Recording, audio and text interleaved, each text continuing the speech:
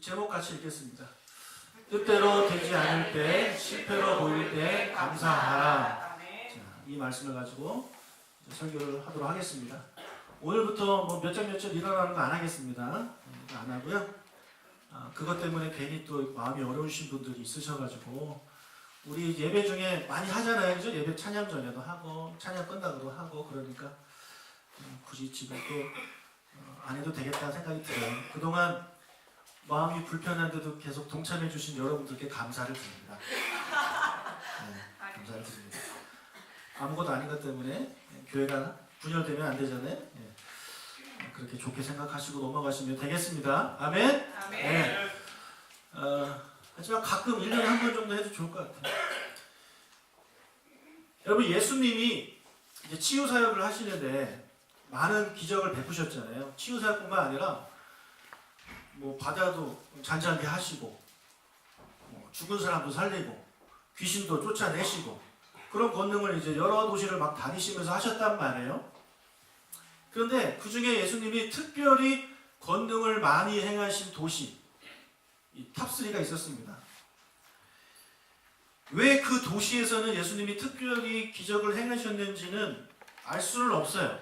하지만 분명한 건 뭐냐면 그 도시는 다른 도시보다 더 큰 은혜를 받았다라는 거죠. 네. 그 도시가 잘나서 받은 게 아니에요. 그냥 예수님의 뜻대로 그렇게 하신 겁니다. 우리 개인적으로도 마찬가지인 것 같아요. 여러분, 하나님의 은혜 가운데 살아가시죠? 근데 누구는 많이 받는 것 같아요. 그렇죠? 근데 누구는 나는 특히 나한테 적응하면 나는 별로 못 받는 거 같잖아요. 다들. 저분은 많이 받는 것 같은데 나는 못 받는 것 같고. 여러분, 그게 여러분이 못나서가 그런 것도 아니고 그분이 잘나서 그런 것도 아니에요. 그냥 하나님의 뜻대로 그냥 그런 은혜와 복을 주신 줄 믿으시길 바랍니다. 자, 그런데 여러분, 많이 받으면요, 많이 받은 만큼 더 책임이 있는 겁니다. 이 도시가 예수님께 책망을 받았어요. 이 세 도시가. 왜 책망을 받았는지 20절 한번 보겠습니다. 예수께서 권능을 가장 많이 행하신 고을들이 회개하지 아니하므로 그들을 책망하시되. 예, 예수님이 그 도시들을 책망하셨는데 그 이유가 뭐냐면 회개하지 아니했기 때문이다. 이렇게 말을 합니다. 회개하지 않았기 때문이다. 이 말씀을 통해서 우리가 알 수 있는 건 뭐냐면 예수님이 수많은 기적들을 행하신 이유가 있는데 그 이유가 무엇 때문이다? 회개를 위함입니다. 그러니까 기적을 통해서 자신을 드러내고 기적을 통해서 뭔가 사람들한테 뭔가를 주려고 하시는 것이 아니라 그 사람들 불쌍하니까 이렇게 해주시는 것이 아니라 더 나아가서 최종 목적은 뭐냐면 회개하는 거예요. 회개. 이것을 위해서 예수님께서 기적을 베푸신 겁니다. 여러분, 하나님의 기적을 경험하신 분들은요, 회개까지 나아가야 돼요. 회개까지 나아가야 돼요. 그냥 병고침 받았다, 아멘, 감사합니다. 여기서 끝나면 아무 의미가 없어요. 왜요? 또 걸려요. 또 걸려요. 죽었다 살아난 나사로 또 죽었어요. 그러니까 이 육체의 질병 같은 거는 사실은 고침받고 안 받고가 중요한 게 아니에요. 예수님이 그렇게 하신 이유는 어차피 이 사람 고쳐봐야 다시 병들고 죽을 거 아시면서도 왜 그들을 고쳐주셨냐? 그들이 하나님께로 돌아오기를 원했다는 거죠. 하나님께 돌아간다는 것은 예수님은 그들의 몸에 관심 있는 거예요? 그들의 영혼에 관심이 있는 거예요? 영혼이거든요. 왜냐하면 영혼은 죽지 않습니다. 영혼은 불멸해요. 인간은 죽어도요, 이 육신은 죽어도 영혼은 죽지 않아요. 그 영혼이 죽은 이후에 하나님 나라에 가든지 아니면 지옥에 가든지 둘 중에 하나로 되는 겁니다. 그러니까 예수님이 정말 원하시는 것은 나의 기적을 통해서 너희들 좀 뭔가 깨달아라. 그리고 예수님, 하나님께 돌아와라. 회개해라를 주님이 원하고 계시는 거예요. 호세아서 6장 1절 읽겠습니다. 오라 우리가 여호와께로 돌아가자. 여호와께서 우리를 찢으셨으나 도로 낫게 하실 것이요 우리를 치셨으나 싸매어 주실 것입니다. 자, 호세아 선지자가 간절히 이제 그 이스라엘 백성들한테 외치는 거예요. 우리가 여호와께 돌아가야 된다. 회개해야 된다라는 거죠. 회개. 여러분, 원래 인간이 창조되었을 때는 온전하게 창조됐잖아요. 그렇죠? 병도 없고 죽음도 없고 아픔도 없고 슬픔도 없이 그런 것이 없게 창조가 되었지만 아담과 하와의 범죄 이후에 죄가 들어오면서 우리 인간 세계가 망가지지 않았습니까? 그래서 우리 모두가 다 망가졌어요. 그래서 육체는 병이 들게 되고 그리고 더 나가서 죽게 되는 거예요. 우리의 정신도 그런 영향을 받게 되고 우리의 영혼도 마찬가지입니다. 타락할 대로 타락하고 이렇게 썩어버려서 하나님 나라에 갈 수 없는 그런 존재가 되어버린 거죠. 그런 우리를 불쌍히 여기셔서 하나님이 예수님을 보내주셨잖아요.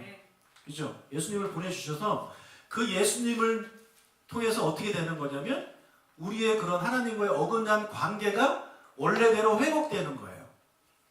하나님께 돌아가는 거예요. 다시 에덴 동산으로 가는 거예요. 쫓겨난 에덴 동산으로. 그래서 그것을 시각적으로 보여주신 게 뭐라고 제가 말씀드렸냐면 이런 병고침 같은 거예요. 병고침. 여러분 우리가 그런 치유사역을 할 때 제일 효과 있는 게 뭐냐면 안전벨 일으키면 다들 놀랍니다. 왜냐하면 눈으로 보이잖아요. 근데 안에 나쁜 것이 있는데 나쁜 세포가 있는데 기도해서 그게 사라졌다고 가정해 봅시다. 보이나요?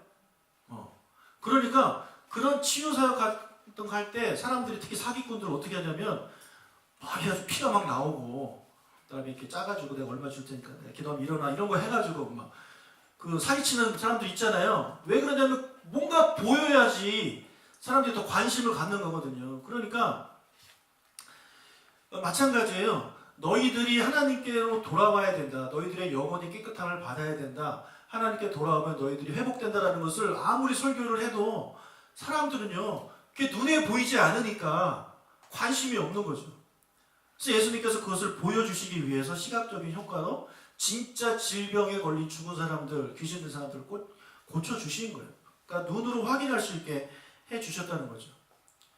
그래서 예수님이 정말 우리에게 원하시는 것은 너희들이 그런 것을 보고 경험하면서 너희들이 깨닫는 것은 아 그래 하나님께로 돌아가면 이 모든 문제가 해결된다. 하나님께 돌아가면 나의 질병도 고침받고 하나님께로 돌아가면 관계가 회복되고 하나님께로 돌아가면 이 모든 문제가 해결이 되는구나. 이것을 주님이 원하심으로 그런 기적을 보이셨다는 거죠. 회개를 위해서.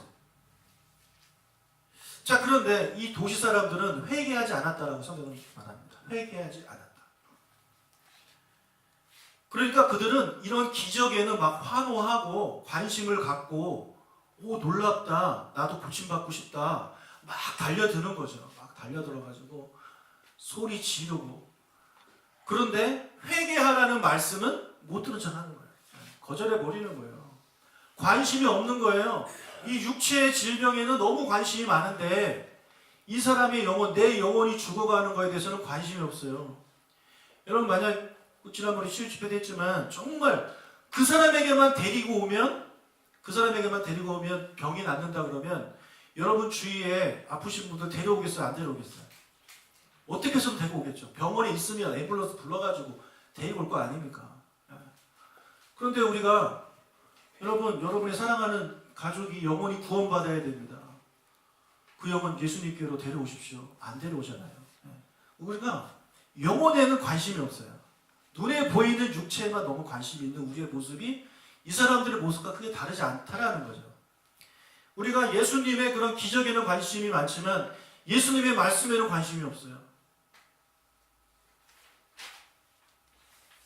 우리가 그런 예수님이 우리에게 주시는 선물에는 관심이 많은데 예수님 그 자체에는 관심이 별로 없는 거예요. 말씀에는 관심이 없어요. 사랑하는 여러분, 이 사람들, 수많은 사람들, 이 사람들은요, 예수님에게 열광한 것이 아니라 예수님이 주시는 선물에 열광을 한 겁니다. 선물이 떨어지면 어떻게 돼요? 다 떠나가는 거죠. 예수님이 이제 뒤로 후반으로 가시면요, 저런 기적들 행하시지 않습니다. 이제 죽음을 준비하세요. 너희들 회개해라, 너희들 섬겨라, 사랑해라. 맨날 이런 얘기만 하세요. 그러니까 사람들이 예수님 떠나가요. 더 이상 받아 먹을 게 없거든요. 그러니까 십자가에 못 박혔을 때 막 욕을 하고 재판할 때도 예수님 못 박으라고 하고 왜요? 이제 더 이상 줄 게 없으니까. 우리의 모습은 어때요? 저들과 달라요? 다르기를 축복합니다. 달라야 돼요. 우리는 예수님 그 자체에 열광하고 예수님께 감사해야 되는 겁니다.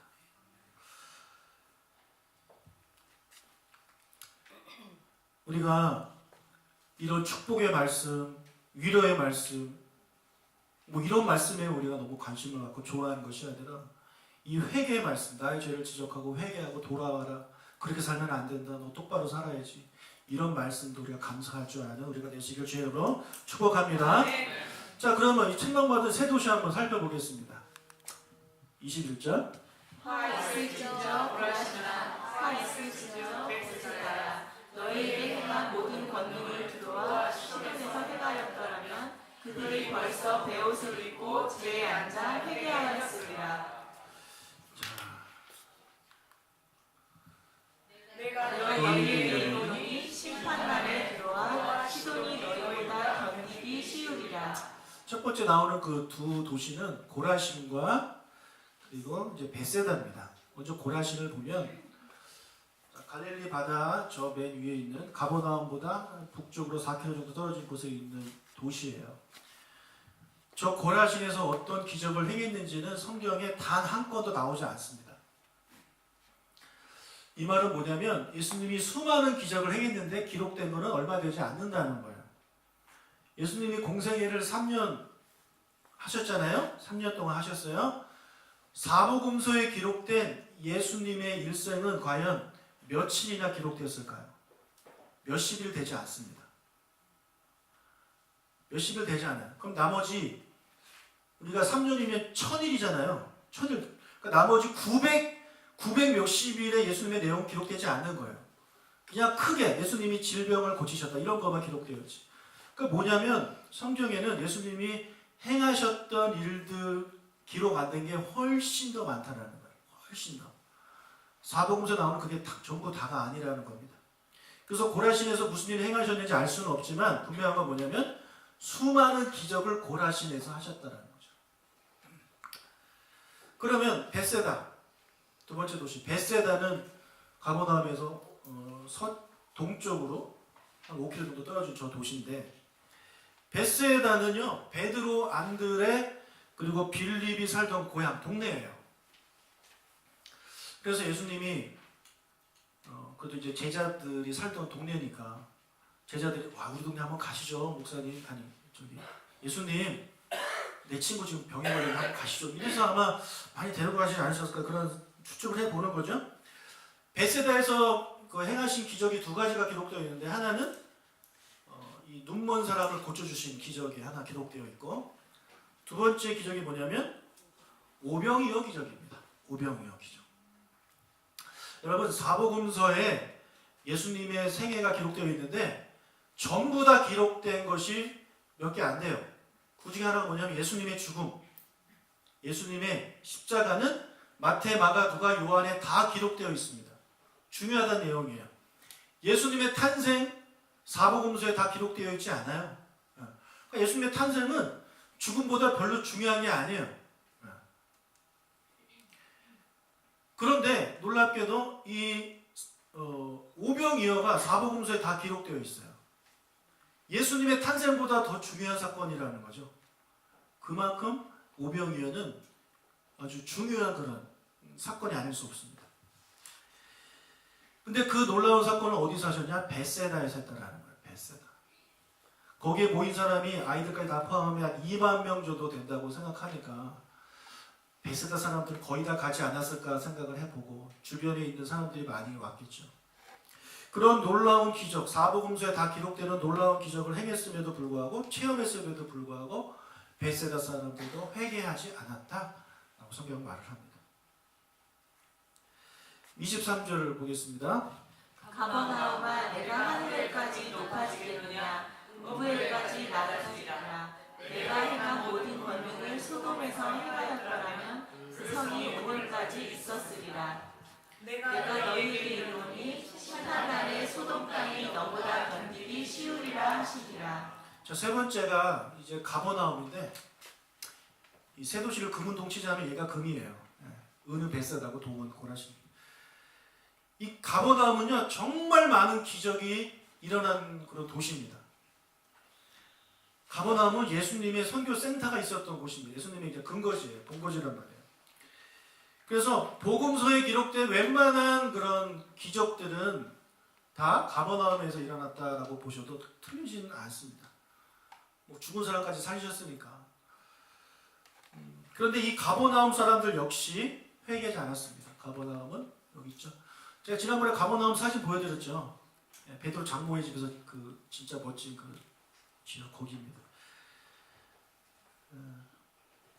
자, 그런데 고라신, 벳세다, 가버나움 이 세 도시가 하나 예수님께 이제 책망을 받았는데 두 도시와 다르게 고라신, 가버나움에는 예수님이 좀 한 말씀을 더 하셨어요. 그것이 뭐냐면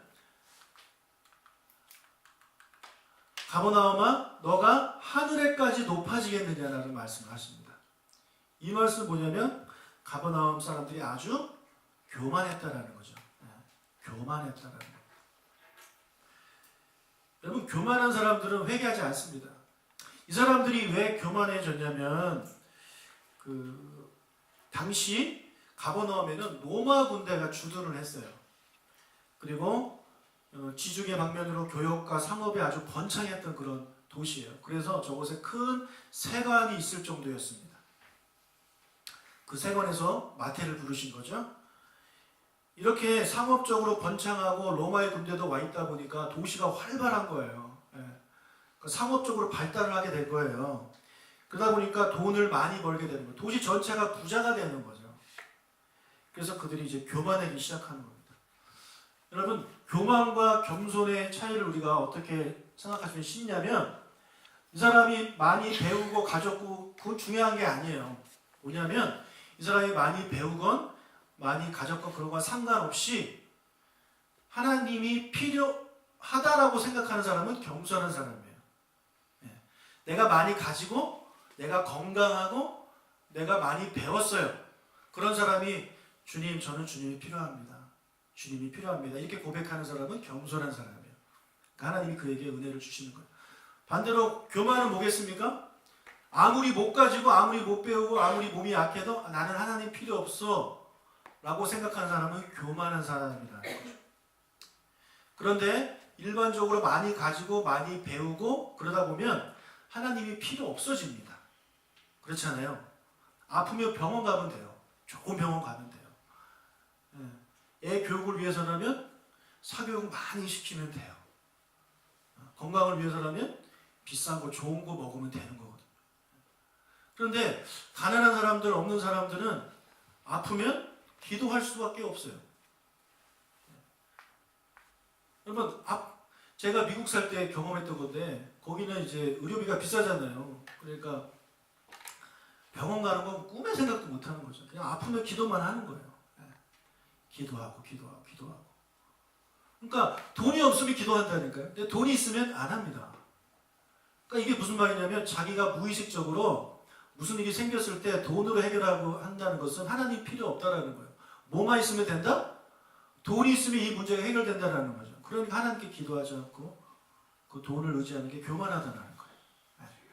하지만 겸손한 사람들은 못 배우고 가난한 사람들은 어떤 문제가 생길 때 그런 힘이 없기 때문에 하나님께 기도할 수밖에 없잖아요. 하나님 저 모르겠어요. 도와주세요.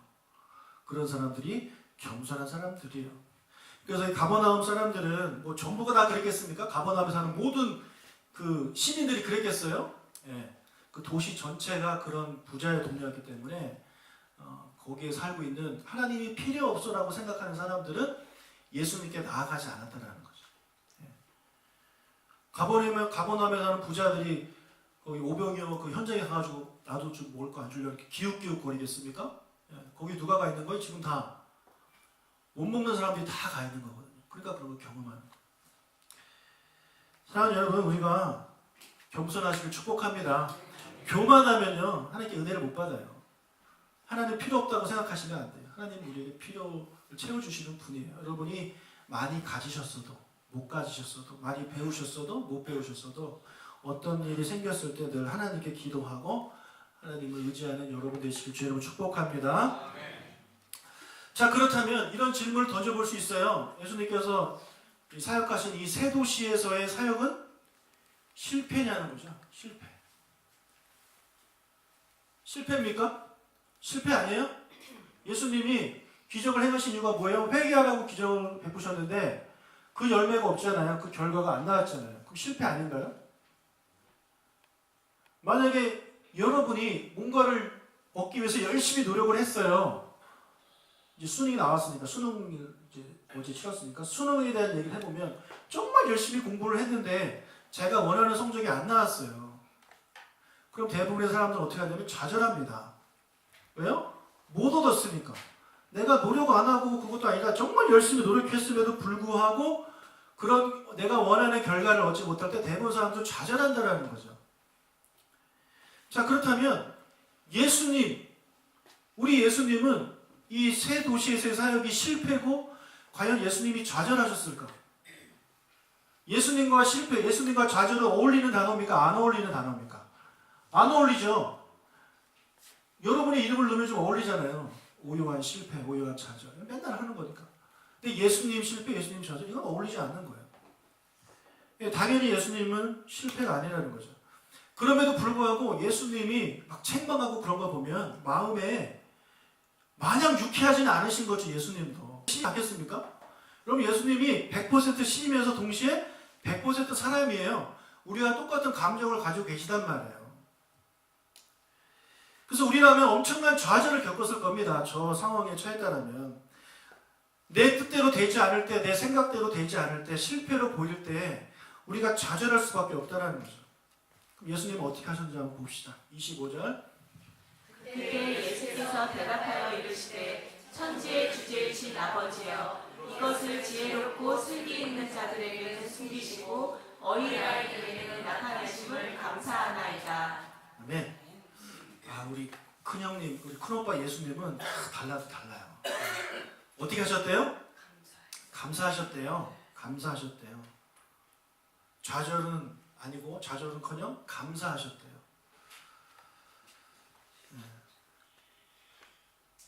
이렇게 우리도 좌절 대신에 감사할 줄 아는 우리가 되시길 축복합니다. 자, 그럼 도대체 예수님이 무엇을 감사하셨는지 한번 보겠습니다. 도대체 감사할 게 없는데 뭘 감사하셨을까? 25절부터 그 내용이 나오는데 중간에 이것부터 나오는데 자, 이것을 지혜롭고 슬기 있는 자들에게는 숨기시고 어린아이들에게는 나타내심을 감사하셨대요. 그럼 여기서 말하는 이것은 무엇일까요? 24절 그 위에 있는 말씀, 그 내용입니다. 그렇죠? 당연하죠? 그러면 그것이 뭐냐? 이런 기적을 경험하고 회개하는 것을 말하고 있어요. 기적을 경험하고 회개하는 것을 지혜롭고 슬기 있는 자들에게 숨기셨대요. 지혜롭고 슬기 있는 자가 누굽니까? 교만한 사람들이에요. 스스로 지혜롭다, 스스로 슬기 있다고 생각하는 사람, 하나님 필요 없다라고 생각하는 사람, 가버나움 사람들, 고라신 사람들, 베세다 사람들이에요. 그들에게는 숨기셨다. 즉 그들이 회개하지 못하게 하셨다. 누가? 하나님이. 그리고 두 번째, 어린아이들에게는 누구겠어요? 겸손한 사람들.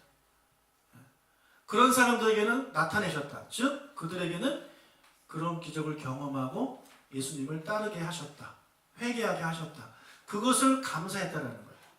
그래서 우리는 이 앞부분 그 회개하지 않은 부분에 대해서 우리가 막 실패했어, 나는 실패했어 이렇게 생각한 것이 아니라 아, 그것도 하나님이 하셨다라고 고백을 하고 있는 거예요. 이해가 되시죠? 그래서 이 예수님의 감사는요, 무엇과 연결되냐면 하나님의 뜻과 연결이 됩니다. 26절. 옳소이다. 이렇게 된 것이 아버지의 뜻입니다. 예, 예수님이 마지막으로 옳소이다. 맞아요. 하나님, 이렇게 된 게 다 아버지 뜻이에요. 이 도시들이 회개하지 않은 것 다 아버지 뜻이에요. 다른 사람들 회개한 것도 다 아버지 뜻이에요. 이렇게 고백을 하고 있다는 거죠. 그래서 예수님은요, 가버나움 사람들, 이 세 도시 사람들이 회개하지 않은 것이 예수님의 사역이 실패라고 생각하지 않으셨다는 거죠. 아버지 뜻대로 된 것이다라고 주님은 생각하시는 거예요. 아버지 뜻대로 된 겁니다. 그래서 아버지 뜻대로 됐기 때문에 감사하는 거예요. 내가 사역을 했는데 아버지 뜻대로 됐어요. 나는 아버지의 사역에 쓰임받은 도구가 되었을 뿐이에요. 그러니까 감사하는 거죠. 내가 생각한 대로 되지 않았어도 하나님의 뜻대로 됐기 때문에 감사하는 거죠. 근데 우리는요, 내 뜻대로 되지 않을 때 낙담하잖아요. 내 뜻대로 되지 않을 때. 자, 담임 목사로서 낙담할 때가 이제 종종 있어요. 뭐 여러 번 말씀드렸지만 부목사 때는 전혀 그런 게 없었습니다. 담임이 되면서 그 낙담한 게 뭐냐면 성도들이 교회를 떠날 때예요. 이거는 정말 마음의 상처가 큽니다. 정말 커요. 그 마음을 경험하고 싶으신 분들은 이제 신학교 가시면 돼요. 그래서 전도사, 부목사까지 하지 마시고 꼭 개척을이나 뭐 담임이 되셔서 한번 경험해 보시면 부목사가 말하기에 이 말이구나 생각이 드실 겁니다. 제가 그 지지난주에 어느 세미나에 갔는데 한 100명 정도가 모였어요. 그래서 10조로 나눠가지고 뭘 했냐면 이 중에서 가장 피곤해 보이는 사람을 찍으래요. 근데 그 저희 조에서 저를 다 찍으셨어요. 만장일치로. 그래서 그 사람들 다 일어나라 그러는 거예요. 그래서 이 사람들 중에 누가 제일 피곤해 보이냐 1등을 또 뽑는 거예요. 만장일치로 제가 됐어요. 그래서 100명 중에 제가 제일 피곤한 사람 챔피언을 먹었어요. 참 1등 할 게 없어서 그런 거를 일단 박수를. 근데 거기에 담임 목사는 한 명도 없었어요. 저밖에 없었어요. 그래서 제가 1등 한 것 같아요. 저도 안 그랬는데 옛날 영상 보면 저도 저럴 때가 있었는데 왜 이렇게 됐을까 생각을 해보면 그런 마음이 막 상해서 그런 것 같아요. 아무튼 자, 그래서 성도들이 떠나가면요 다 내 탓 같아요. 내 탓이라는 생각이 들 수밖에 없습니다. 내가 부족하니까, 내가 목회를 잘 못해서 성도들이 떠나가는구나, 내가 설교를 잘 못하고, 내가 인간관계가 부족하고, 내가 기도를 잘 못해서 떠나가는구나, 나한테 실망해서 떠나가는구나, 이런 생각이 들 수밖에 없습니다. 그러니까 낙담하게 되는 거죠. 그러면서 드는 생각이, 그러면 내가 여기를 떠나고 정말 훌륭하고 좋은 목사님을 모셔다 놓고 내가 가야 되겠구나, 우리 성도님들을 위해서. 이런 생각 저희가 정말 많이 했습니다. 최근에는 잘 안 합니다. 이제는 좀 마음이 담대해져가지고 안 하는데 옛날에 정말 많이 했어요. 그런데 오늘 말씀에 의하면 우리가 어떻게 생각해야 되냐면 성도가 오는 것도 하나님의 뜻이에요. 그러니까 감사하면 돼요. 성도가 또 이렇게 갔어요. 그러면 하나님의 뜻이구나. 네. 감사할 수 있게 되는 거예요. 근데 내 탓이야. 내가 잘못해서 그래. 그러니까 낙담하고 괴로운 거거든요. 여러분 살다 보면 여러분 뜻대로 다 됩니까? 네. 뜻대로 안 되니까 지금 이 사람하고 같이 살고 있잖아요. 뜻대로 됐으면 더 괜찮은 사람으로 살았겠죠. 네. 그것만 봐도 인생은 뜻대로 안 되는 거예요. 여러분 살다 보면 실패한 것처럼 보일 때 있잖아요. 낙담할 상황에 처하게 되잖아요. 그럴 때도 감사한 우리가 되실 줄 축복합니다. 감사해야 돼요. 내 뜻대로 안 됐지만 아버지의 뜻대로 됐기 때문에 그걸 그렇게 고백하고 감사할 줄 아는 우리가 되실 줄 축복합니다. 근데 여러분 이거는 아니에요. 내가 아무것도 안 해, 노력도 안 해, 그냥 어떤 바램만 있어. 근데 그것이 안 됐다고 그것이 아버지의 뜻이야 이렇게 하라고 말씀하고 있는 게 아니에요. 그것은 게을러서 그런 거예요. 그런 사람들은 좀 맞아야 돼요. 혼나야지. 정신 차려야 되는 거고. 제가 드리는 말씀은 뭐냐면 예수님처럼, 예수님이 얼마나 바쁘게 사역하는지 아시죠? 새벽부터 밤까지 예수님이 계속 사역하셨어요. 그렇게 사역하셨음에도 불구하고 회개하지 않는 상황이 벌어진 겁니다. 그때 하나님의 뜻이라고 생각하시라는 거예요. 그러니까 여러분이 뭔가 얻기 위해서 사업도 그렇고 가정도 그렇고 인간관계도 그렇고 여러분이 생각하고 기대하시는 것도 있을 거 아닙니까? 그것을 얻기 위해서 어떻게 해야 되냐면 열심히 사셔야죠. 열심히. 그렇게 열심히 해서 원하는 결과를 얻었어요. 그럼 그게 뭐라고요? 아버지의 뜻대로 된 거예요. 그러니까 감사하면 돼요. 근데 원하는 결과를 얻지 못했어요. 그럼 좌절이 아니라 어떻게 해라? 그것도 하나님의 뜻이구나. 감사하시라는 말씀을. 지금 예수님이 우리에게 하고 있는 것입니다. 자, 일본 선교가 이제 며칠 안 남았어요, 정말. 우리 아이들이 가잖아요. 아이들이 몇 명 가죠? 초등학교 6명, 중학생, 고등학생 1명 있고, 고등학생 1명 있고. 그러니까 반 정도가 우리 아이들이에요. 그리고 대부분이 처음 가시는 분들이에요. 몇 명 빼고. 열심히 준비했단 말이에요. 열심히 기도하고. 여러분 매주 모여서 준비했습니다. 역대 선교팀 중에 이 팀만큼 열심히 준비한 팀이 없어요.